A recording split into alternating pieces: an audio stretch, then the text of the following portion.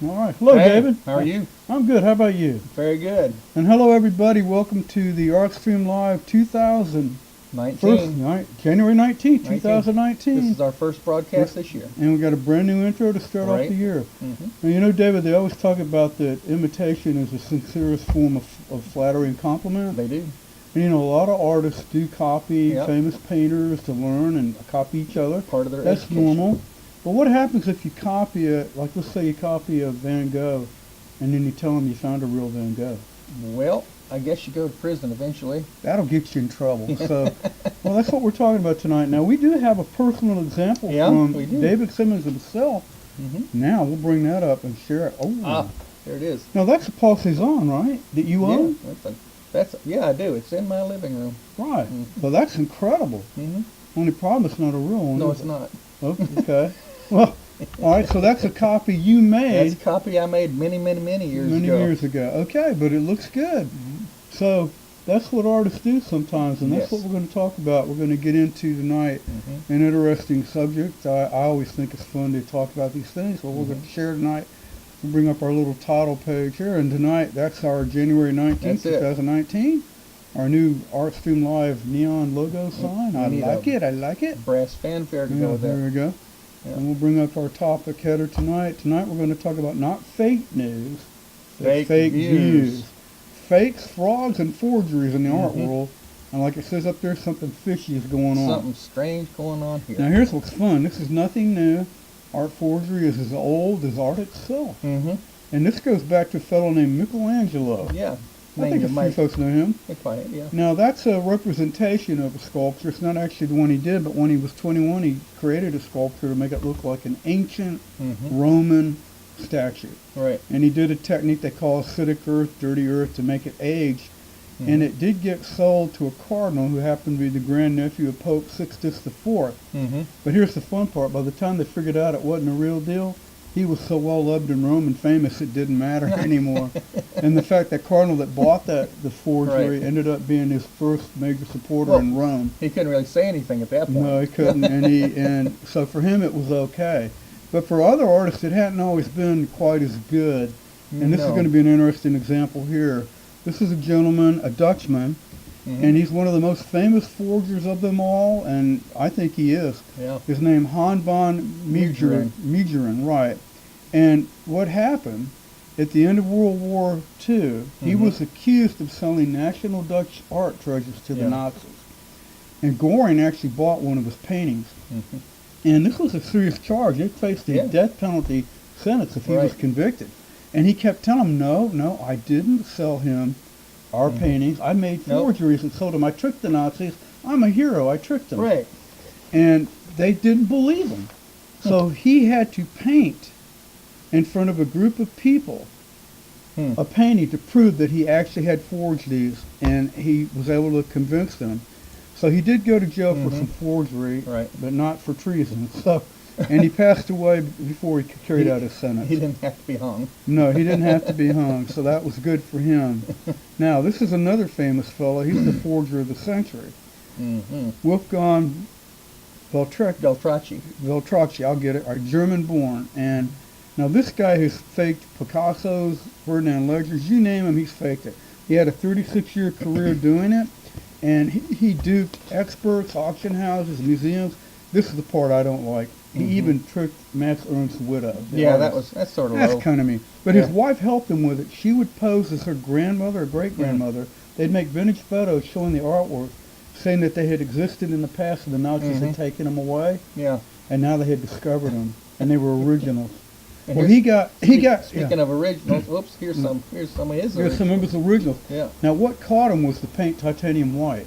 He had a painting that claimed was 1915. No, they didn't have titanium white back then. Lead white. Yeah, he served 6 years in prison, and it's fun now that he's out. He's making millions of dollars selling. He's legitimate, but people pay him big bucks to get copied in a famous style. So the guy's making a lot of money. All right, so that's another one. Now here's an interesting fellow. This is an art counterfeiter who never committed a crime. Well, how can you make forged art and not commit a crime? Well, he never sold them. He gave money them away. Involved, Yeah, and his name is Mark Landis. He would travel to museums and give them to the museums in memory of his mother or his father. In fact, the quote there talks about how happy, how nice he was treated, and that got him going into doing that. So he did that for many, many years. And like you said, there's no crime. In fact, one FBI guy said, there's no big deal. It's his nickel. He travels and gives away art. No crime. It's his entertainment. Now, we got some examples of some of his works coming up that he's done. So here are some of his. And another gets a broad range. These guys have a lot of ability. You know, they may not be original, but they do have the technical aspect down very well. I mean, you've got styles of Picasso, classic French drawing. That's an American artist on the left he copied. Yeah, so, I remember seeing a documentary about it and showing what he used to make these. And he was literally making some of these artworks out of things from the dollar store. Yeah. Little, I mean, cheap ballpoint pens. Yeah, cheap like art supplies. Yeah. And but he's well known. Like you said, there have been documentaries made about him. So he's another character. Now this one's a little different. This is a fun one. Margaret Keane. She's actually the artist, and she's a legitimate artist. The fellow on the left was her husband. Now, he's passed away, but they ended up getting divorced, and like 5 years later, he claimed that he'd made the paintings.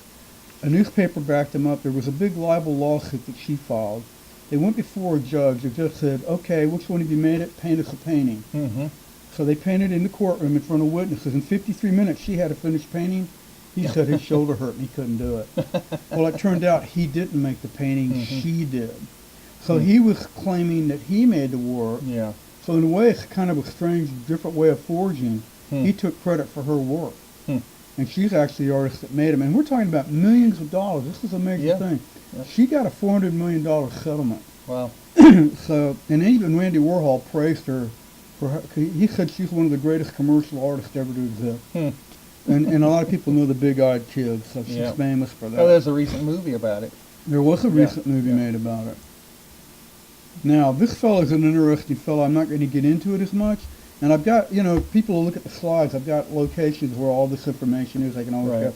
John Mayax. And he's a British painter. And he actually was an artist trying to make a living. And he put an ad in a newspaper offering genuine fakes. That's what he called it, genuine fakes. He was honest about it. He made fake paintings, no lies. People would buy them.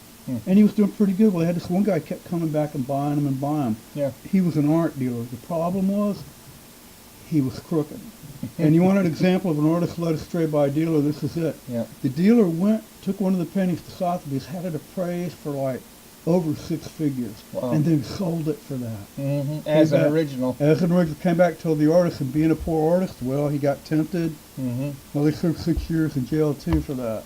Well, actually, he got out for good behavior before that. But now he's legitimate. He's going straight. Actually helped turn in the dealer, and they shut down the gallery and everything involved.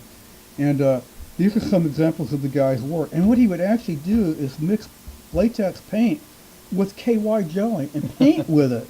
But look at the range of work. And the guy's actually got a series of videos called The Forger's Masterclass on YouTube, where he teaches people how to paint like Van Gogh, paint like Renoir. So he's actually legitimate now, and that's what he's doing with it. And now, this will be a fun one. This is every museum's nightmare, director's nightmare, curator's nightmare. Etienne Terrace. He's a French artist. The museum's named after him in his hometown of Elny in France.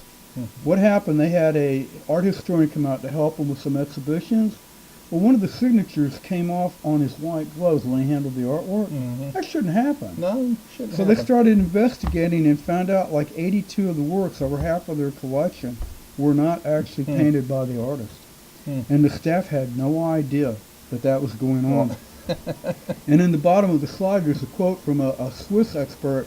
They work on, their art institute works on authenticating artworks. He said on the art market now, they claim that over 50% of the works are fakes that are already out there in the art market. So who would have known? But I thought, wow, what a subject to get into. And I thought, wow. And I could believe that probably are, because when there's money to be made. Yeah, especially big money. Big money. And like the example of that dealer, for John, I mean, he should have said, get out the door, go away, Jack. He probably needed to pay a mortgage payment. He needed the money. He was trying to take care of a family. Right. Temptation. So But and we've got our credits up here. Now that's the good thing about ArtStream Live. Right. We're the real deal. Mm-hmm. We ain't fake. We're 100% authentic. Even Big Buck down there. That's right. And we're still awesome. Isn't that cool? Yeah, we are. So that I thought why not start the year off with a little bit of fakes, frauds, and forgeries. Sounds good. And it's always just like I said. Don't do it. Yeah, just don't do it. It's okay to copy to learn. Right. You can copy art to learn from it. That's always good. Just don't tell them that the other guy that's been dead made it. And you found out, hey, I found it in Grandma's attic. Look at this Van Gogh that turned up. Wow, look at this Renoir. Throw a little dust on it. It was back in the shed in the back. Who would have ever thought? I looked at the boards up on the floor. There it was. Yeah, right. Found this in a rent house. Yeah, there you go. Well, it's like that guy Wolfgang. They faked provenance. They had all the documents faked and everything to make it look legit. Fooled a lot of people. So, but we're not fooling around here. And who knows, next month will come up. And Charles couldn't be with us. Charles is actually retired. Yeah, Lucky he is. devil. He's probably home having fun right now. Probably so. Probably is. But we're having fun too, Charles. So if you ever want to come on by, make an appearance with us. You're always welcome at ArtStream Live, founding member. Right. All right. Well, you got anything you want to share with people how to reach us or anything before we? We can be reached at artstreamlive@gmail.com. All right. And artstreamlive.com. All right. And we got a phone number you want to pop up, or let's see. Maybe we can pop it up real quick if they want it. We'll take a call. There Suggestions right for on ideas. the bottom there. Right on the bottom there that they can get to. 251-210-7074. All right. Well, everyone have a great January. Try to stay warm. Here we go. 2019. We're into our 9th year of ArtStream Live. Here we go. Who would have ever thought? What's our motto? Too dumb to stop, too hard-headed to quit, something like that. Too dumb to remember. But thank you, everyone, for watching tonight. We appreciate you, and we'll see you next month. Bye-bye. Good night.